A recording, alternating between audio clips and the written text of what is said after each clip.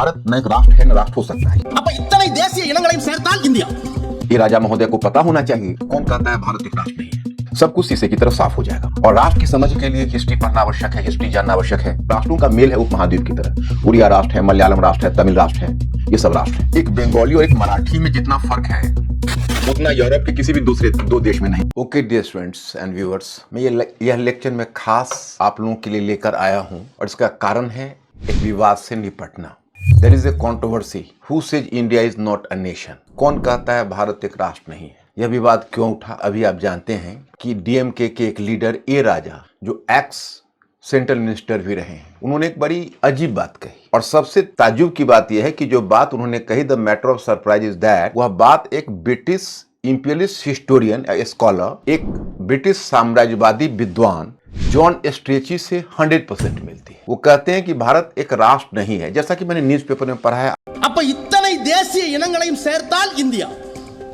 So India is not। आप लोगों ने भी पढ़ा होगा, काफी विवाद हुआ, कुछ लोगों ने इसे बहुत ही इमोशनली लिया, लेकिन मैं समझता हूं कि ऐसे स्टेटमेंट को इमोशन से जवाब देने के बजाय तर्क से जवाब दिया जाना चाहिए। और राष्ट्र की समझ के लिए हिस्ट्री पढ़ना आवश्यक है, हिस्ट्री जानना आवश्यक है।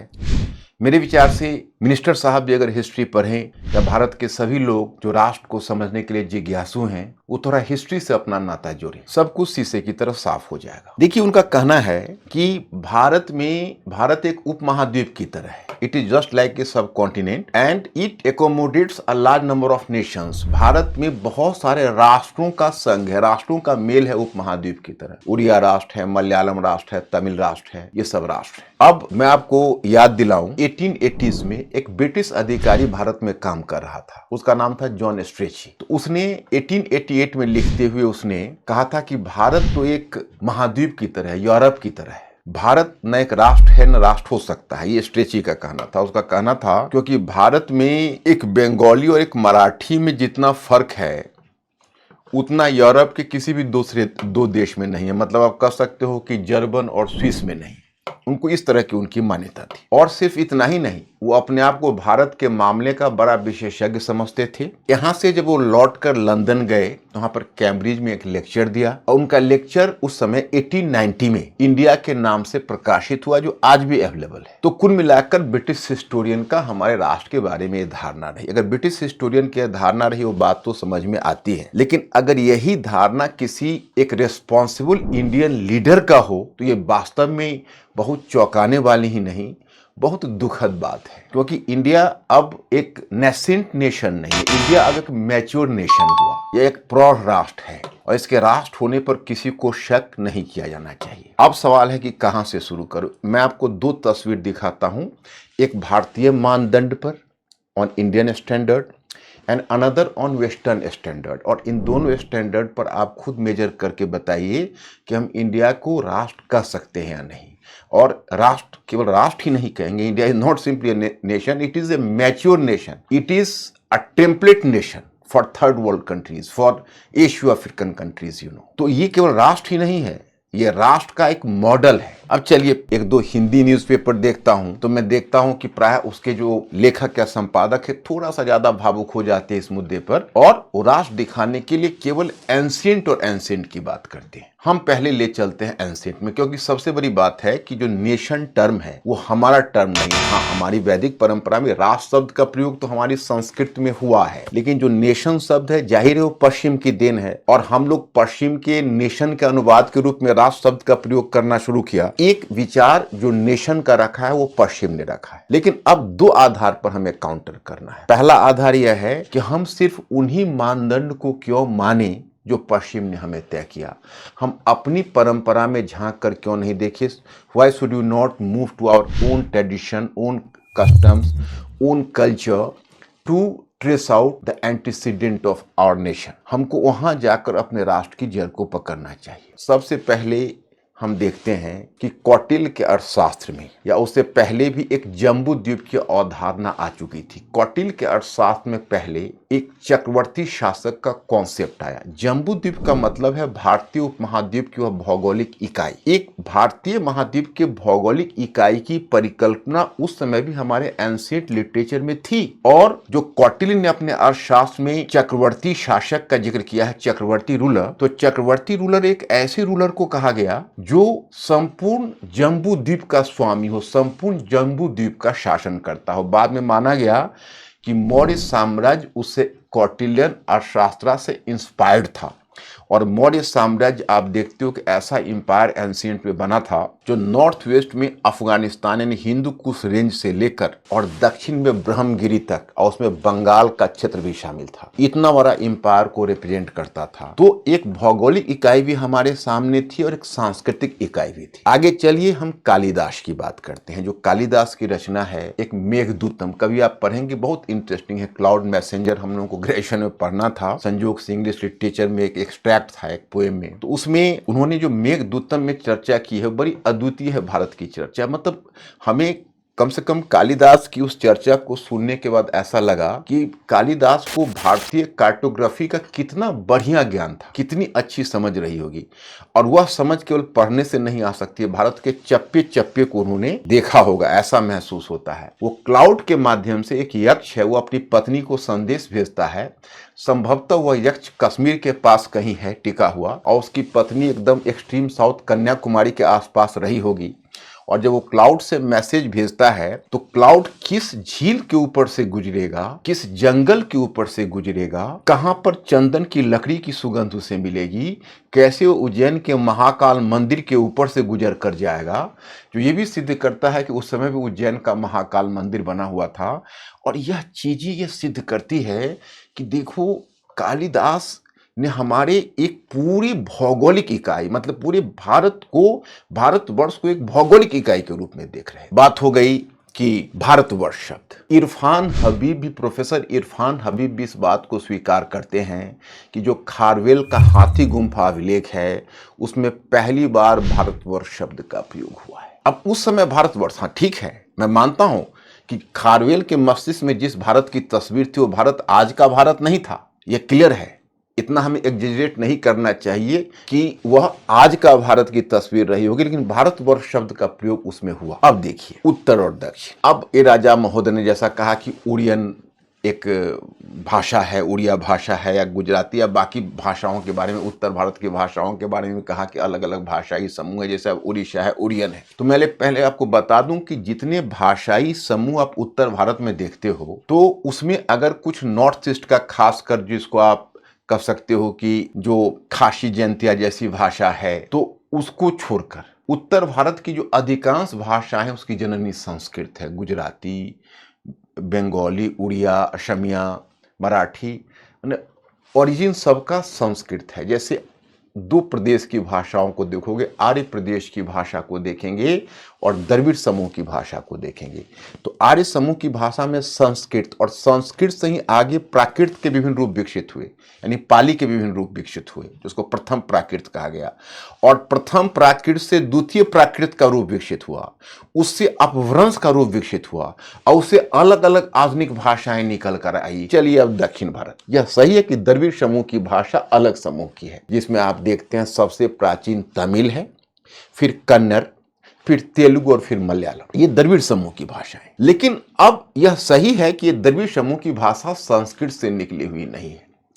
लेकिन मुझे लगता है कि ये राजा महोदय को पता होना चाहिए कि तमिल संस्कृति और उत्तर की संस्कृति, हाल में एक कम से कम भारत सरकार ने एक काशी तमिल संगम करवाया और ये अपने आप में बहुत ही एप्रोप्रिएट कदम है। क्यों? क्योंकि हम समझते हैं कि एक एक भारतीय, जबकि एक विदेशी होकर ए.एल. बैशम ने the wonder that was India लिखा है, अद्भुत भारत, अगर ए.एल. बैशम का अद्भुत भारत पढ़े तो वह देखे किस तरह उत्तर और दक्षिण की संस्कृति में आदान प्रदान हो रहा है। अब मैं आपको उदाहरण बताता हूं, उत्तर और दक्षिण की संस्कृति में कितना ज्यादा सांस्कृतिक आदान प्रदान है कि आप में, हमारे जो बहुत सारे श्रोता हैं उसमें हम जानते हैं कि हमारे बहुत सीनियर भी हैं और रिटायर्ड अधिकारी भी हैं, हमारे स्टूडेंट्स भी हैं, और मुझे बड़ी खुशी होती है कि कम से कम उनके साथ हमारा संवाद स्थापित हो पाता है और हमारे लिए बड़ी गर्व की बात होती है। हम उनको एक याद दिलाना चाहें कि अगस्त ऋषि की कहानी, ऋषि अगस्त की कहानी आपने सुनी होगी, ऋषि कौंडिन्य की कहानी सुनी होगी, और ये सारे ऋषियों की कहानी दक्षिण भारत से, उत्तर से दक्षिण गए। अब ऋषि अगस्त के बारे में, विंध्य पर्वत के बारे में मैं बताता हूँ। एक कथा है, जब ऋषि जा रहे थे दक्षिण की तरफ तो विंध्य पर्वत अपने आकार को ऊंचा करता हुआ जा रहा था। अब विंध्य पर्वत के मन में थोड़ी शरारत आ गई कि थोड़ा सा ऋषि महोदय से थोड़ा छेड़छाड़ करें। उसने अपने आकार को बढ़ाना शुरू कर दिया।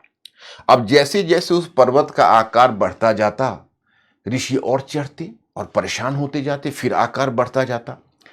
अंत में ऋषि को बर्दाश्त नहीं हुआ, उन्होंने उस पर वज्र चला दिया और विंध्य पर्वत घायल हो गया। जब वो मरण अवस्था में आ गया तो उसे अपनी गलती का एहसास हुआ कि ऋषि महोदय से हमें छेड़छाड़ नहीं करना चाहिए था। उनके पैरों पर गिरकर माफी मांगी।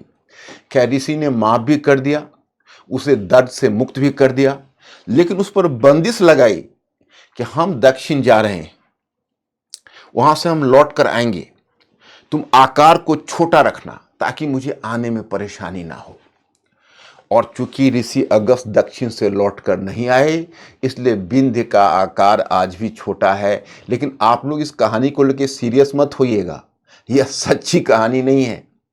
यह कहानी महज एक मिथक है, क्योंकि इसमें एक डायना एक हिस्टोरियन है, वो बड़ी अच्छी बात उसने कही है इंडिया के बारे में, सेक्रेड ज्योग्राफी। इंडिया के भूगोल के प्रत्येक क्षेत्र के बारे में कोई ना कोई माइथोलॉजी है जो इंडिया के भूगोल को पवित्र बनाती है। तो उसमें एक कहानी अगस्त की भी है। अब यहां से आप दक्षिण में जाओगे तो वहां पर एक संगम की परिकल्पना है, कवियों के सम्मेलन की परिकल्पना है, जिसमें 3 संगम कहते हैं। उसमें आपको पता है पहले संगम की अध्यक्षता करने का श्रेय ऋषि अगस्त को दिया जाता है। इसका मतलब है कि उत्तर और दक्षिण के बीच सांस्कृतिक आदान प्रदान निरंतर होता रहा। जो संगम साहित्य है, संगम साहित्य में 2 महाकाव्य लिखे गए, शिल्पादिकारम और मणिमेखलाई। वो रामायण और महाभारत के पैटर्न पर है। मतलब भले ही द्रविड़ समूह की भाषा आर्य समूह की भाषा से पृथक हो, लेकिन आर्य और द्रविड़ समूह के बीच इतना अधिक सांस्कृतिक आदान प्रदान है कि हम दोनों को अलग करके नहीं देख सकते। दक्षिण में तमिलनाडु में जो अलवार और नैनार संतों ने जो भक्ति आंदोलन चलाया है, वो भक्ति आंदोलन की प्रेरणा उन्हें उत्तर में कहां से मिली है? तो पुराणों से मिली है। उत्तर में जो पुराणों पर आधारित जो भक्ति थी, वो दक्षिण में जाकर जब संगम से उत्पन्न प्रेम के तत्व के साथ जुड़ी, तब जाकर अलवार और नैनार संतों की वही वैष्णव और शैव भक्ति का विकास हुआ। और फिर यही भक्ति दक्षिण से उत्तर आए। भक्ति द्राविड़ उपजी लायो रामानंद, प्रगट किया कबीर ने 7 दीप 9 खंड। अब बताइए, उत्तर और दक्षिण के बीच ऐसा सांस्कृतिक आदान प्रदान है, ऐसी सांस्कृतिक पहचान है।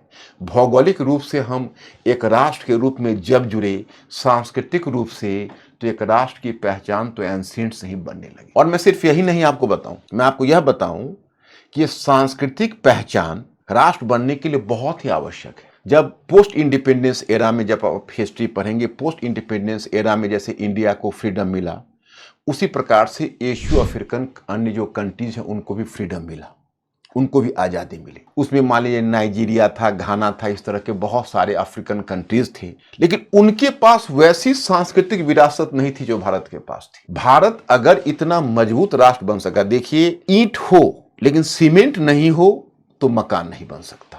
उसी तरह से भूगोल हो लेकिन परस्पर जुड़ाव का भाव नहीं हो तो राष्ट्र नहीं बन सकता। और हमारे पास एक बहुत मजबूत सीमेंट सा हमारी संस्कृति, हमारी प्राचीन संस्कृति जो दुनिया की प्राचीनतम संस्कृति मानी जाती है, भारत की संस्कृति और चीन की संस्कृति, एल वैष्णव भी इसको एक्सेप्ट करते हैं। तो वो ने मोर्टार का काम किया। It worked as a mortar to carry the bricks. मतलब जो ईंटों है, ईंटों को एक सीमेंट के रूप में सीमेंटिंग करने का काम हमारी संस्कृति ने किया। तो खैर चलिए, ये बात हुई। अब हम आते हैं आधुनिक मानदंड पर। अब पश्चिमी चिंतकों को सुनिए, जो वेस्टर्न स्कॉलर्स है। वेस्टर्न स्कॉलर्स कहते हैं कि देखिए, हम नहीं मानते हैं कि हमारे आने से पहले आप राष्ट्र थे। तो पहली बात तो मैंने बताऊं कि हमारे स्कॉलर्स के एक बड़े समूह हैं जो एक्सेप्ट करते हैं कि India was a nation even before the advent of the British.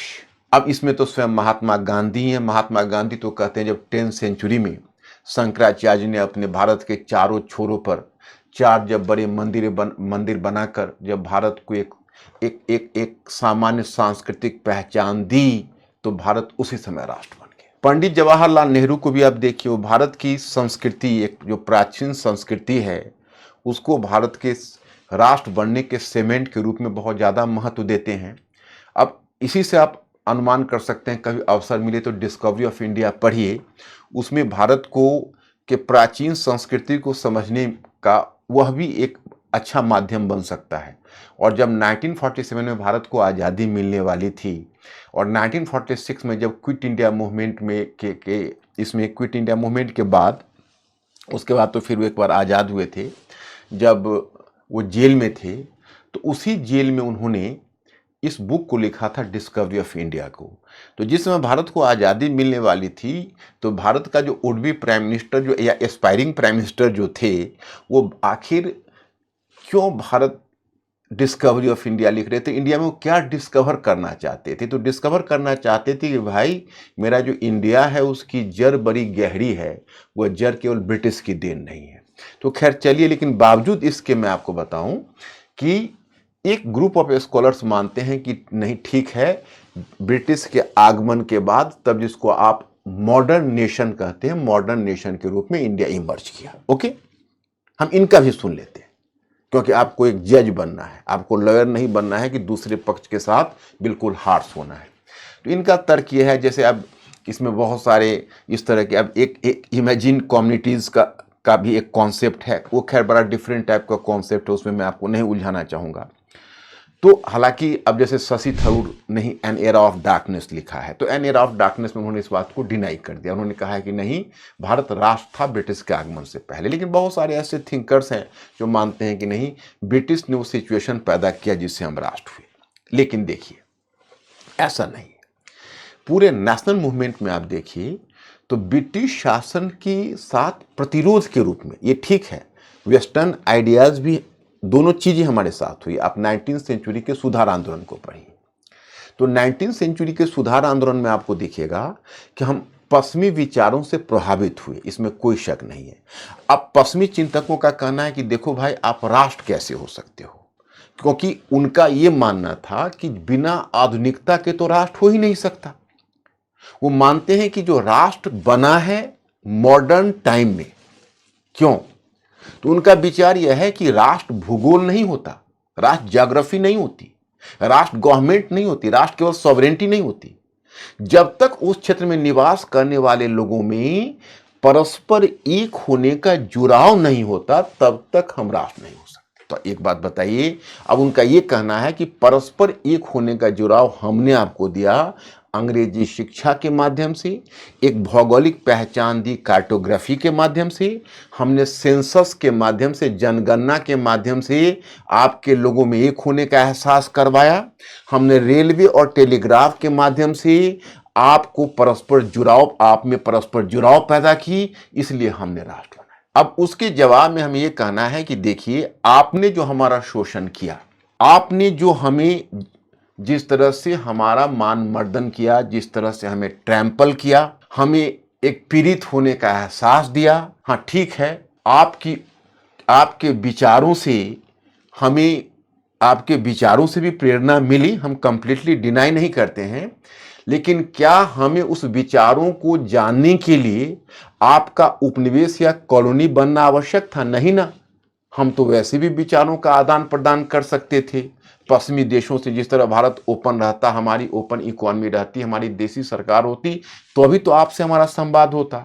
दूसरी बात है कि हमने केवल आपसे प्रेरणा नहीं ली, हमने अपनी परंपरा से भी प्रेरणा ली है। हमारी परंपरा में भी सेंस ऑफ रेजिस्टेंस है, हमारी परंपरा में भी राम राज्य की परिकल्पना है, जो कोई न कोई अन्यायी शासन के विरोध करने की बात करता है। तुलसीदास ने भी रामचरितमानस में लिखा है, 14 भुवन एक पति होई, भूत द्रोह तिष्ठा नहीं सोई। एक देश क्या, अगर 14 एक पृथ्वी क्या, अगर 14 भुवन, इस 14 पृथ्वी का भी एक स्वामी हो, लेकिन अगर उसकी जनता विद्रोह कर दे या उसकी प्रजा विद्रोह कर दे तो वह सरकार नहीं चल सकती। तो वहाँ से भी प्रेरणा मिली है। आपके ब्रिटिश स्टूडेंट क्रिस्टोफर बायली ने भी स्वीकार किया है कि स्वयं हमारी संस्कृति में देशभक्ति जैसी चीज भी थी, अच्छी सरकार जैसी चीज भी थी। तो उससे भी तुम्हें राष्ट्र बनने की प्रेरणा मिली है, केवल आपसे नहीं मिली है और केवल आपने ही नहीं किया है। और हम राष्ट्र बने हैं नेशनल मूवमेंट के दरमियान। नेशनल मूवमेंट के दरमियान ही, राष्ट्रीय आंदोलन के मध्य ही। अब सोचिए, जब गांधी जी ने एक बार 8 अगस्त को भारत छोड़ो प्रस्ताव एक बार मुंबई में पारित हुआ, इतना एडवर्स कंडीशन था, सारी हिंदुस्तान की प्रजा जानती थी कि ब्रिटेन सेकेंड वर्ल्ड वॉर लड़ रहा है। अभी अगर कोई भी मूवमेंट चलेगा तो ब्रिटिश उस पर बिल्कुल भूखे शेर की तरह टूट पड़ेंगे और बहुत ज़्यादा कैजुअलिटीज होगी। लेकिन जरा सोचिए, जिसी समय 8 अगस्त को हमारे नेताओं ने एक बार नारा दिया भारत छोड़ो, 9 अगस्त से पूरे देश का चक्का जाम हो गया। बम्बई से लेकर कलकत्ता तक बिहार में पटना सचिवालय के सामने 7 लोग झंडा फहराते हुए पुलिस गोली से मारे गए, लेकिन झंडे को नीचे नहीं गिरने दिया। ये ऊर्जा कहाँ से आई? ये नेशनल मूवमेंट के दरमियान आई। इसमें क्या शक है कि हमें पूरे भारतवर्ष उत्तर से दक्षिण तक एक होने का एहसास दिया।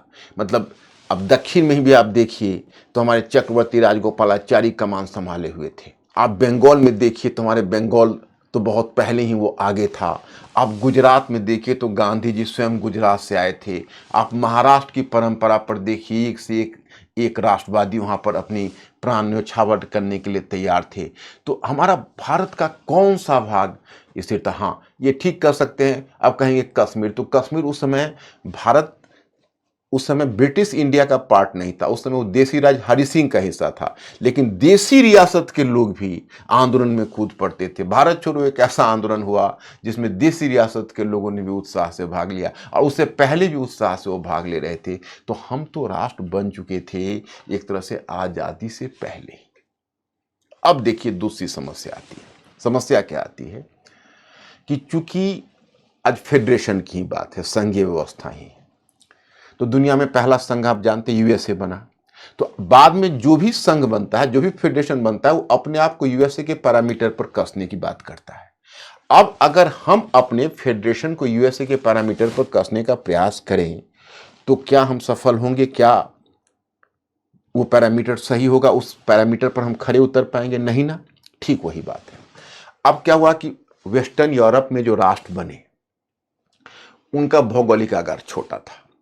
अब यूरोप में देखिएगा, जो हमारा स्टेट है वो यूरोप में नेशन है, तो उसमें छोटे छोटे राज्य थे, उनमें सांस्कृतिक विविधता कम थी। कल्चरल डाइवर्सिफिकेशन, जो कल्चरल डाइवर्सिटी थी वो कम थी, और इसलिए कल्चरल यूनिफॉर्मिटी की बात करते थे बहुत हद तक। अब बताइए, अंग्रेजी भाषा भाषी ज़्यादा थे, तो जो थोड़ा बहुत नॉन अंग्रेजी वाले थे वो दब कर रह गए। उन्होंने अंग्रेजी भाषा को अपना नेशनल और ऑफिशियल लैंग्वेज बना लिया। तो अंग्रेजी भाषा के आधार पर ब्रिटिश राष्ट्र बन गया, और फ्रेंच भाषा के आधार पर फ्रेंच राष्ट्र बन गया, जर्मन भाषा के आधार पर जर्मन राष्ट्र बना। तो उनका नारा था एक भाषा एक राष्ट्र। अब हम अगर हिंदुस्तान में जब हमें आज़ादी मिली तो हम उस आधार पर अगर कोशिश करते तो हम उनके पैरामीटर पर खरे नहीं उतरते, क्योंकि हमारा आकार बहुत ज़्यादा था, बहुत बड़ा था। और यही समझे कि अगर हम रशियन पार्ट को निकाल देते हैं यूरोप से, तो भारतीय उपमहाद्वीप का आकार और यूरोप का आकार बराबर हो जाता है लगभग। तो हम उनके पैरामीटर पर नहीं उतर सकते थे।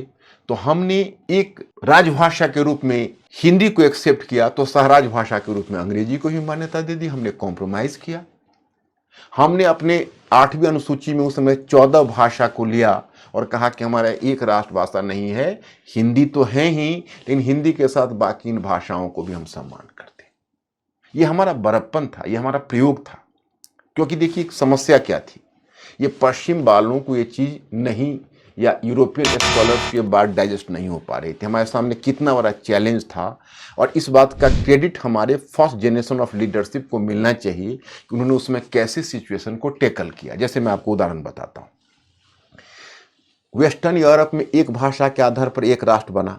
अब वो यूरोपियन राष्ट्रवाद जब पूरब की तरफ चला, जब आप वर्ल्ड हिस्ट्री आपने पढ़ा होगा या यूरोपियन हिस्ट्री पढ़ा होगा, या अगर नहीं भी पढ़ा होगा तो मैं जरूर रिक्वेस्ट करूंगा स्टूडेंट से कि वह वर्ल्ड हिस्ट्री जरूर पढ़े, क्योंकि वहीं से जीएस का सारा द्वार आपको अंतर्राष्ट्रीय संबंधों का भी, इंटरनेशनल रिलेशंस का खुलता है, इंटरनेशनल इकोनॉमी को खुलता है। आप सब्जेक्ट को वाटर टाइट कंपार्टमेंट में बांट कर मत देखिए, उसको बिल्कुल ही ऑर्गेनिक होल के रूप में देखिए। तो मैं आपको बता रहा था कि जब नेशन धीरे धीरे जब ईस्ट की तरफ और सेंट्रल यूरोप की तरफ बढ़ा तो 3 पुराने एम्पायर थे।